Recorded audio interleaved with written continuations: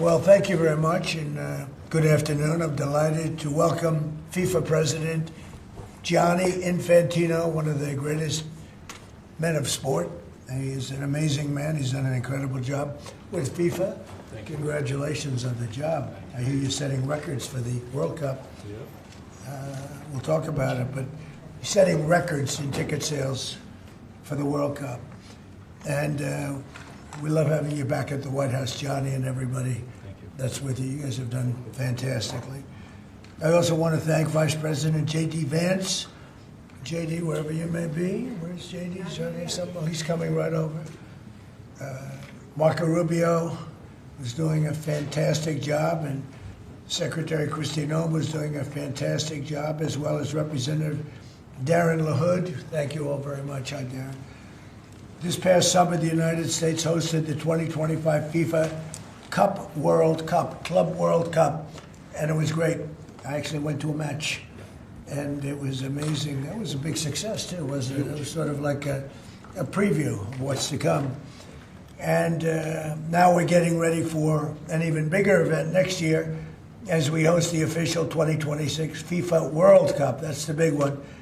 The World Cup tournament. This will be a once-in-a-lifetime opportunity, even for our country, because frankly, this goes to countries, everybody wants it. I guess it's going all over the world. Do you know who's getting it the next time around? Who's getting it? Has that been selected? The next one will be Morocco, Spain, and Portugal. That's good. With 3 matches at the beginning in South America, Argentina, Uruguay, and Paraguay. And the one after will be Saudi Arabia in 2034. Wow, that's great. Yeah. Wow, that's great. Well, we have the king coming, Crown Prince is coming tomorrow. This will be a once-in-a-lifetime opportunity to showcase the greatness of American world-class athletic competition as we celebrate our nation's 250th year. The World Cup will also be an incredibly significant economic opportunity for countless American workers and businesses. It's expected to drive more than $30 billion, Johnny. I don't know about that. That sounds like a lot of money. No, that's true. Are you sure? 100%. How much does the country get out of that? 30 billion. 20%? No, do we get like a percentage of the gross or anything? That's for negotiation. That's right. And it's going to create nearly 200,000 jobs for America. Since the creation of the White House FIFA Task Force earlier this year, Secretary Rubio's team at the State Department has worked tirelessly with the Department of Homeland Security to ensure that soccer fans from all around the world are properly vetted and able to come to the United States next summer easily.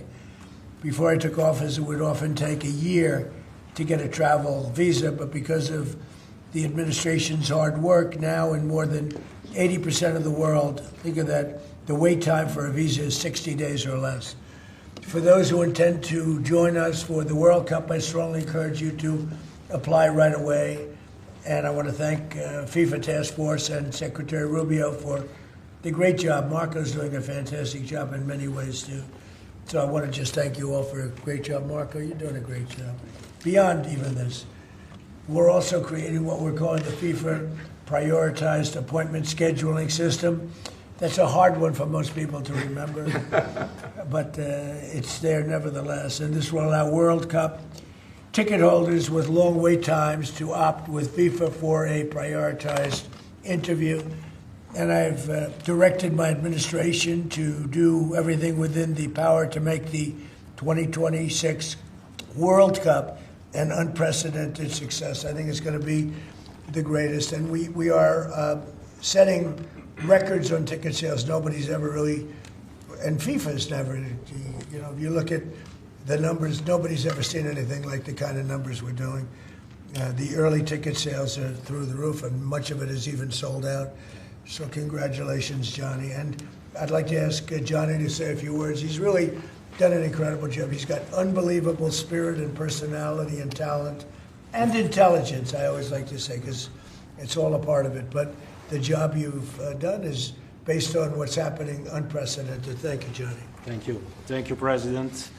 Thank you very much. I would like to start really by thanking you, Mr. President, Secretary Rubio, Secretary Noem, Andrew, your entire team for approving and making this very important announcement today. The FIFA Pass is being announced, the prioritized appointment scheduling system.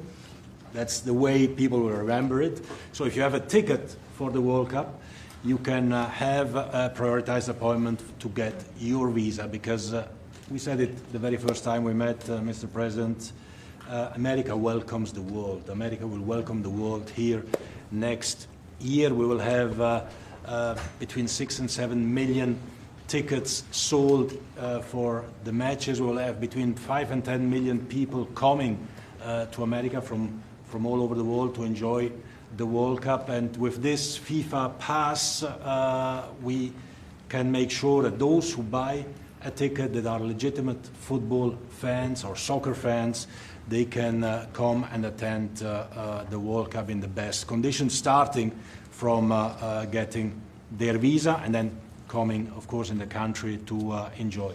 You mentioned the economic impact, the 30 billion, 200,000 jobs, and this is just for the World Cup, and we will build on that to make soccer even greater here. You are the #1 country in the world, the United States of America, Mr. President. You have to be the #1 country as well in the #1 sport in the world. So we have to work for that, and we will do that, and the World Cup will be very, very significant in this respect. So big thank you to you, to the White House Task Force, to everyone involved, and we are celebrating next year not just the 250 years, but also the greatest and most inclusive World Cup ever.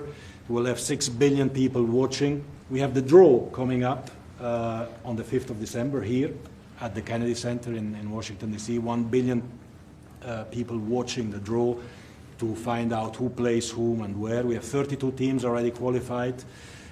Before or by tomorrow night, we'll have 42 out of 48 qualified. So a quarter of the world will be here, and we are looking very much forward. So thanks for the support, thanks for the great work, and always happy to be here at home, if I can say that. You are home. We are. There's your beautiful trophy right there. Yeah. You are, and a big part of it too.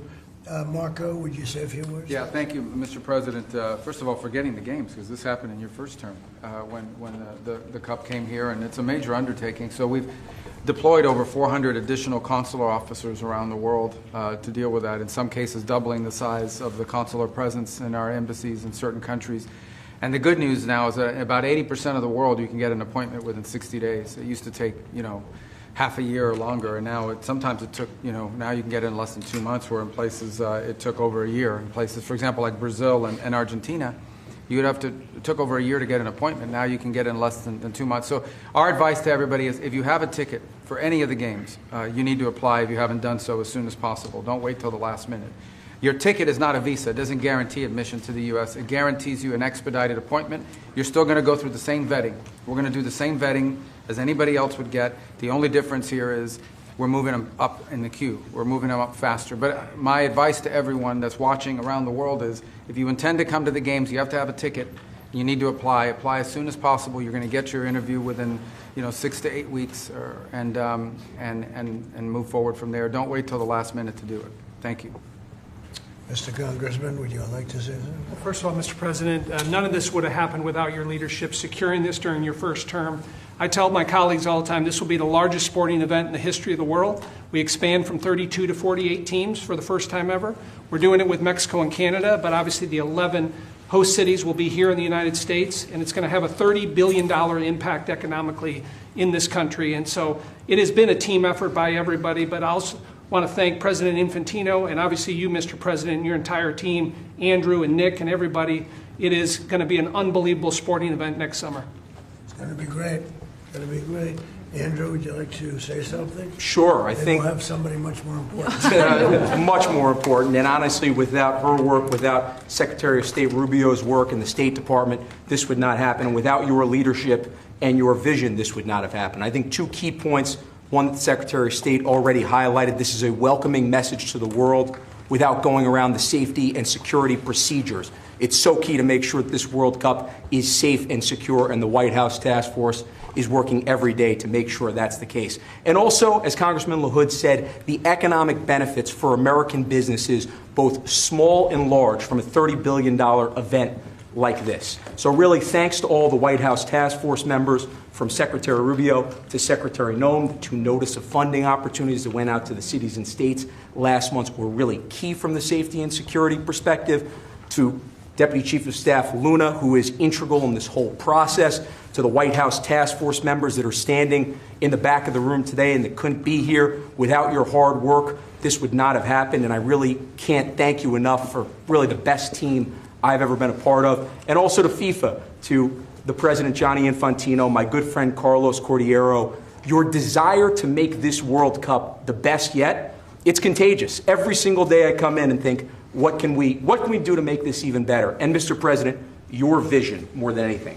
I think it takes a unique visionary to be able to go and see a sporting event and realize that this can be one of the greatest cultural events in world history. And I think there are very few people, aside from the 45th and 47th President of the United States, Donald J. Trump, that can do that undertaking. So thank you. Thank you very much. Christy? Well, Mr. President, thank you for Andrew. Thank you for making him the head of our FIFA task force. He's fantastic. And Nick has been a rock star in facilitating all of our meetings, getting everybody together, and making sure that we're prepared to host this event. And it's going to be the world's largest sporting event ever hosted, and it's happening under your leadership. So every department has been working, but the Department of Homeland Security is working on making sure people can travel here safely. They know that they're welcome to the United States, that each of these events will be cooperative events with our cities to make sure that security needs are met. We put out over $600 million worth of grants to the 11 host cities that they'll have the advantage to partner on technologies and screening technologies, drone technology, counter UAS as well will be implemented. So we'll be prepared to host it safely, but also with Marco's leadership at the State Department, making sure that people that come in on these tourist visas are coming in thoroughly vetted, just like anyone who would travel here, and they would come and enjoy our country, and then they would go home and go home in a timely manner. So we're excited about that, and we're excited to partner with you, Mr. President, on creating memories for people around the world that will make them not just fall in love with the United States, but also fall in love with the sport of soccer. Well, thank you. How many games are there, Johnny, total? Total 104 games, meaning 104 Super Bowls in 1 month. This is the magnitude like of the event. You know, when you think It is. It's incredible. it's, Super it's going to Bowls in be 1 month. the biggest sporting event we've ever had. It's like having 104, or even if you cut it in half, 50, 60 Super Bowls, right? That's okay too. Any 1 month. questions, please? Mr. President, can you just take us through this FIFA Pass idea that you guys are talking about here? How exactly is it going to work for ticket holders to this big event that the United States is hosting? I'll let my guys do that because they can do it much better. And either one of you two, Nick, would you like to talk about it? Sure. Well, Mr. President, without your leadership, this would not happen. And we came in 10 months. We have a system that's going to welcome the world. The greatest host in the history of the world is going to host the world here. Basically, this system allows folks with a FIFA ticket purchased through FIFA to go through the FIFA portal. That is then going to get prioritized with the State Department, so that those appointments are going to be had before existing appointments, so that people, when they buy tickets, they have confidence that they're going to be able to come to the games and spend their money and travel this country and do all the things that they want to do and enjoy the game. So it's an incredible vision that the President executed here. Within 10 months, we started with really not that much. And so this whole team here, with the President's guidance, has made this possible. It's going to be the greatest games in the history of the world. Okay, do you have that? Yes, Yes. Not too complicated. Daniel, please. Daniel? Mr. President, you were talking about the economic impact of this. Billions and billions of dollars. This builds on the framework and the groundwork that you've built already up for a major year in 2026. Deregulation, energy independence, tax cuts, historic amounts of private sector investments. What do you envision for the 2026 economy when this event comes to town next year, too, on top of everything else? Yeah, it's just a huge economic boon to this. You know, we had a little shutdown that was caused by the Democrats, and this will make up for it many times over, so that's good. But I think it's the importance of the event all over the world. The world is watching, and it really is. It's like having, you know, many Super Bowls, actually. Each game is almost a Super Bowl. Some of them are I guess you could say bigger than Super Bowls. I guess when you get to the finals, it's of that level or more. Much more. Worldwide, I think it's got to be more. So that's great. You know, when Johnny and I made the deal, I never thought I was going to be president because I was supposed to be retired by that time, and I got a little lucky. So I'm very honored to have it. And we have the Olympics coming too. That'll be great. And the 250 is going to be right out on the lawn. You're going to have a UFC event with Dana White and his people. He's going to have the greatest card they've ever assembled. I was talking to Dana White the other day, and they're going to have the greatest card they've ever assembled, Johnny. So you'll be sitting up there with me, Darren. We'll be watching it. So right opposite the front door of the White House. It's going to be on June 14th. So it's really going to be an amazing period of time. But this is something very, very special. World Cup. All my life I've heard about it. Yep. Mr. President, I have a question about Venezuela, but can I just first ask, the health of the president's always news. Your voice sounds a little rough. Are you feeling all right? I feel great. I was shouting at people because they were stupid about something having to do with trade in a country, and I straightened it out. But I blew my stack at these people. Well, it sounds like there's a follow-up there, but can I ask you about Venezuela? You suggested... Is there what? It sounds like there's a follow-up there, but can I ask you about I Venezuela? thought you said there was a polyp, and I said, I don't want to hear that. It's a whole other issue. Okay. You suggested you've made a decision about what you want to do next about Venezuela. I understand you don't want to tip your hand, but is there anything you're ready to rule out at this point? Are you ruling out U.S. troops on the ground? No, I don't rule out that. I don't rule out anything. We just have to take care of Venezuela. They dumped hundreds of thousands of people into our country from prisons. Nobody knows better than this young lady right here. She's done an incredible job with Tom Homan and all of your people. It's amazing. You know, we have a tight border right now. Nobody comes in. But we had millions of people pouring through. A year ago, we had millions of people pouring through our border. And many of them came from Venezuela, including Tren de Aragua, the gang. And I guess what I'm hearing, Christy, is that's as bad a gang as there is anywhere It's the in the worst. world. Absolutely, Is that actually sir. Absolutely, they are the worst. I mean, they're worse than MS-13. They're killers. They massacre people. They cut them up into pieces, and they bury them in their communities where they grew up. They're horrible people. And we had a lot of them, and many of them, most of them, pretty soon, most of them are going to be out.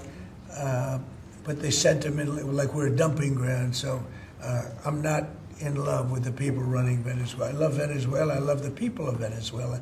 But what they've done to this country, and I really say this, what Biden and the Democrats have done to this country can never, ever be forgotten. You suggested Maduro wants to talk. Are you prepared to speak with him directly? Would you commit to doing that before you order strikes? Yeah, I probably would talk to him. Yeah, I talk to everybody. Mr. President, Go ahead, follow please. up on Garrett. Was that what you were Please, referring go ahead. to? Was that India? Rebecca Zucco with Blaze News. So, in a recent interview, you had made some remarks about H-1B visas. You said about H-1B visas. Yeah. You said that there were certain talents that Americans needed to outsource to foreign workers. Could you clarify? Until they learn that, yeah. Like, for instance, if you're going to be making chips, we don't make chips too much here anymore, but we are going to be in a period of a year. We're going to have a big portion of the chip market.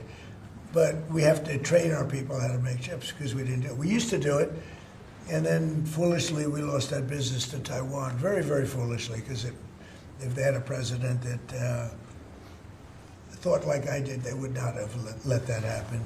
But it's all coming back. I think we're going to have within a few years, we're going, and not because of the CHIPS Act.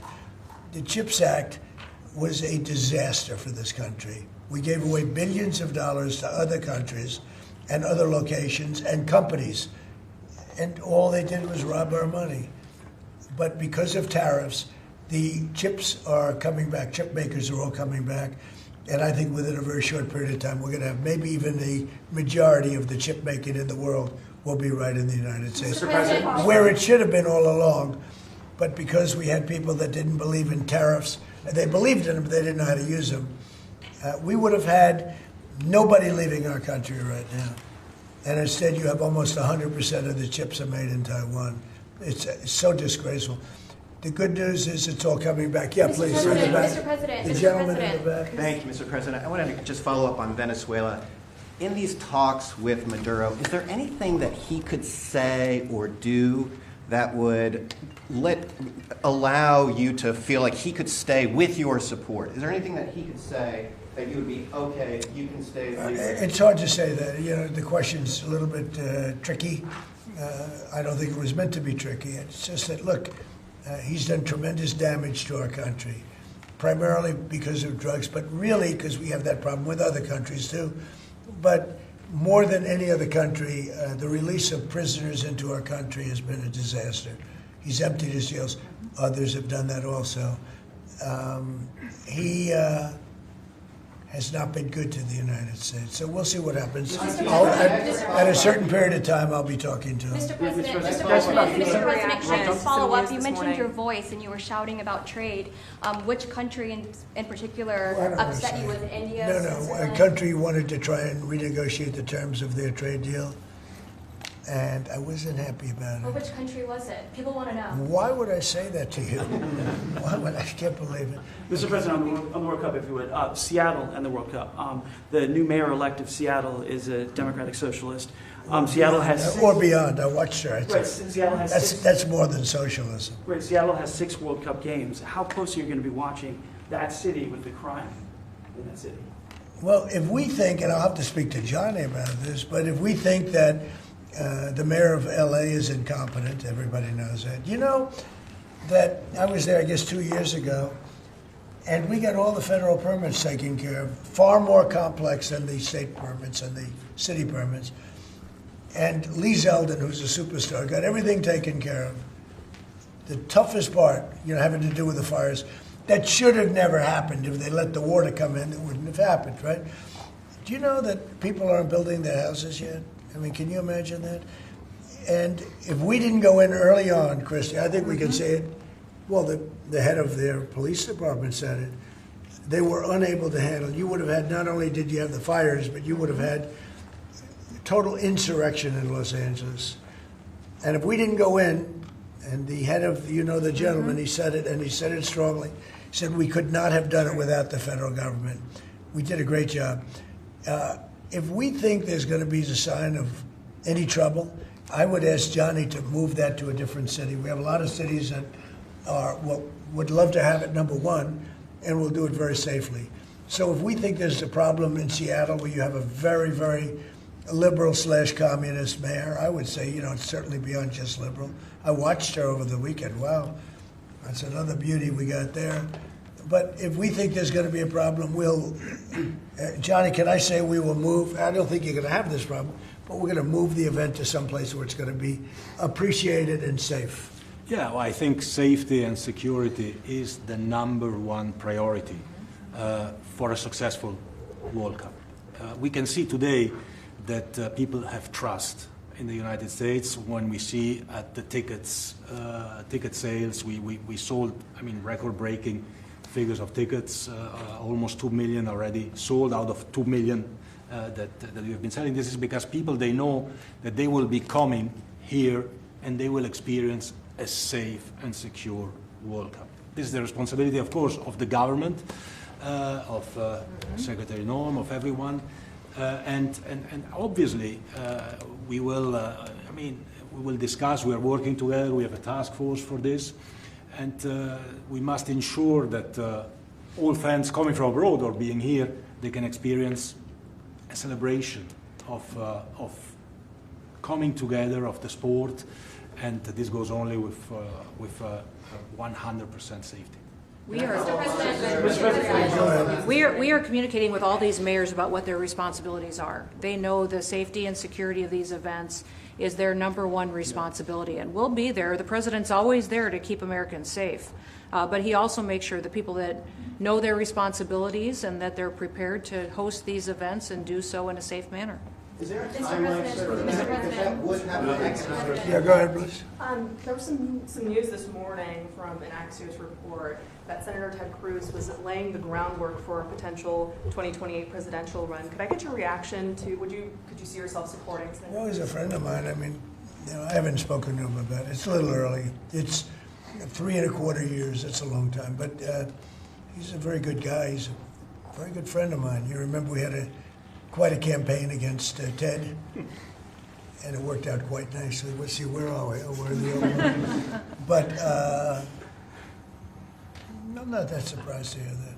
Mr. President, tomorrow Saudi Arabia. Mr. President, on the tariff exemptions, you had some recently on a variety of different goods. I'm wondering, are you ruling out going forward no more exemptions on products? You were mentioning a disagreement you had earlier. So We've taken in hundreds of billions of dollars in tariff money. We're going to be issuing dividends later on, somewhere prior to, probably in the middle of next year, a little bit later than that, of thousands of dollars for individuals of moderate income, middle income. We're going to pay down debt. We have a lot of money from tariffs. If we didn't have tariffs, this nation would be in serious trouble. And we've taken in tremendous amounts of money. And you know what's more important than that? We've protected our businesses from being raided like we did with the chip business. Now we're bringing them all back. But we had 100% of the chip industry. And then they left. They went mostly to Taiwan and South Korea, but mostly Taiwan. And they have almost 100%. And we're going to have, within a short period of time, a big percentage of the chip business are coming back because of tariffs, because they don't want to pay the tariffs, because the tariffs will be very steep if they don't come back, and they've committed to come back.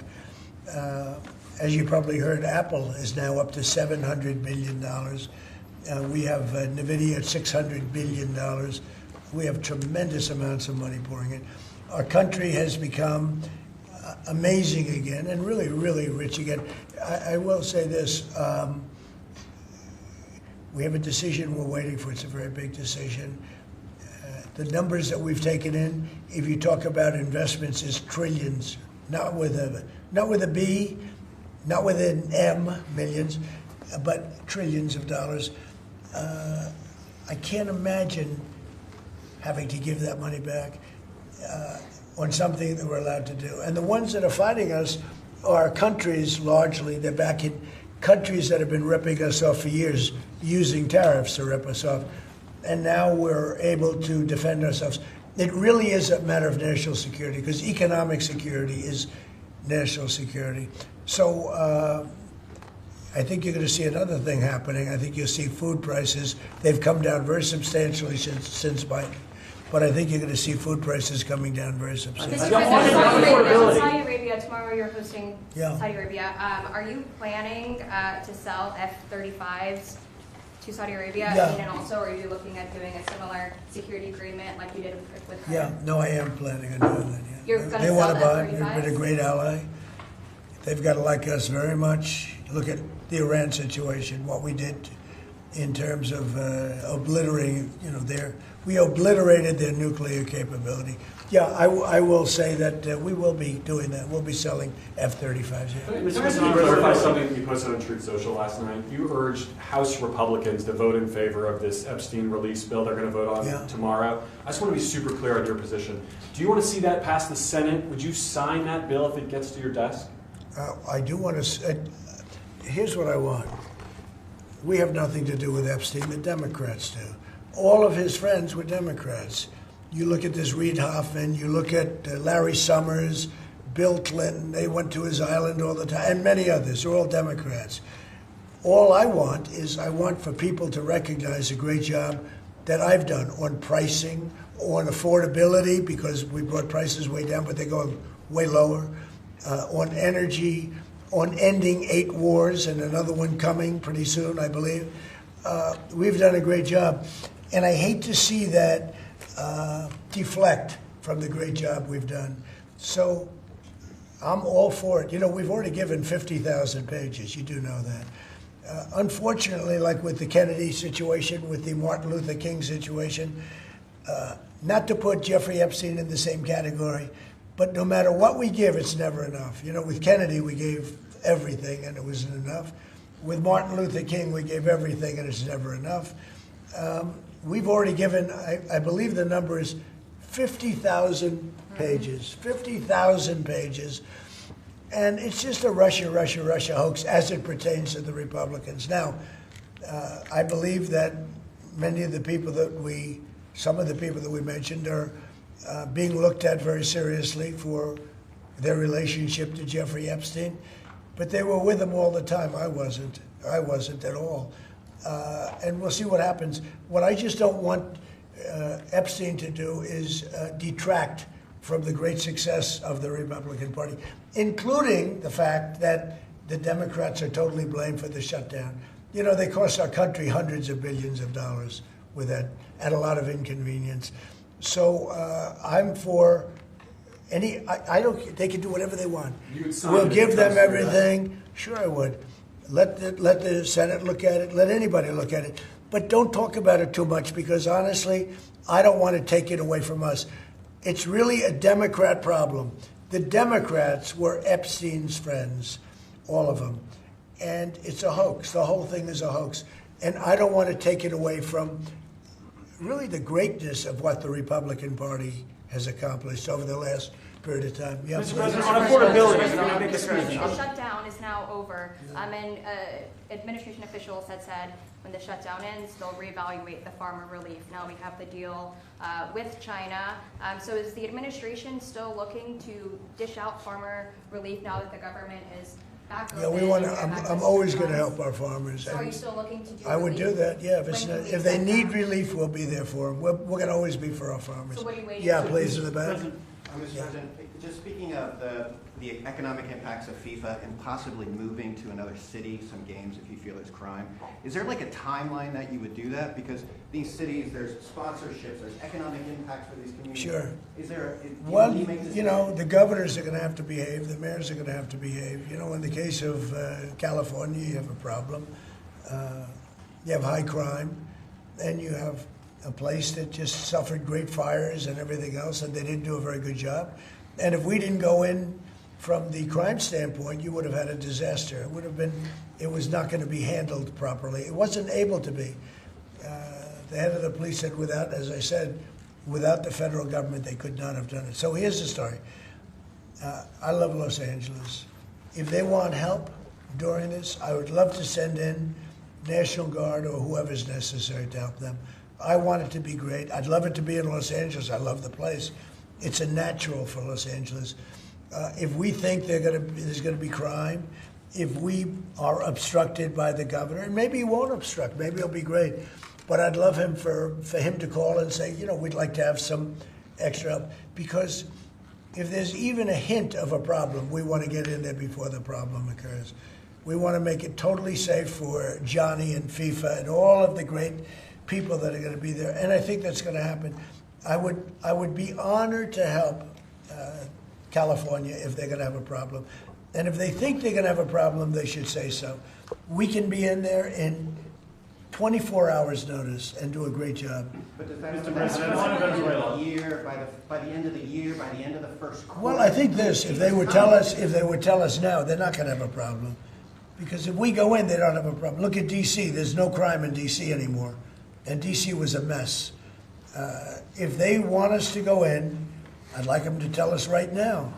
But if we go in, there will be no problem. There will be no crime. What's the message then to like local businesses who are considering sponsoring in this? Tell your governor to ask for federal help.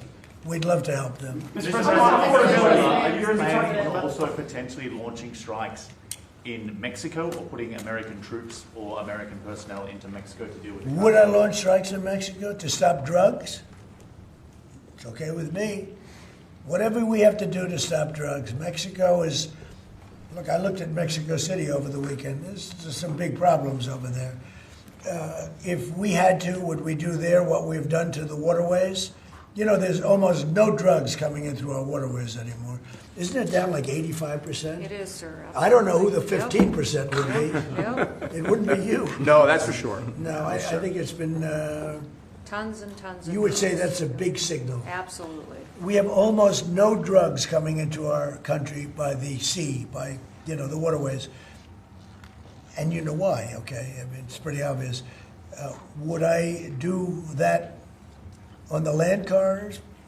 I would absolutely. Look, every boat we knock out, we save 25,000 American lives. Not to mention the destruction of families. These families are decimated forever. The mother, the father, the children, they never recover really from it. You know, when you lose somebody like the way they live, if you lose them, but the way they die is horrible. Is it something so when we knock out a boat and we save 25,000 lives, that's great. Now, do I feel the same way about the the corridors that they use. We know every one of them. We have every one of those corridors under major surveillance. We have nobody coming in through our southern border.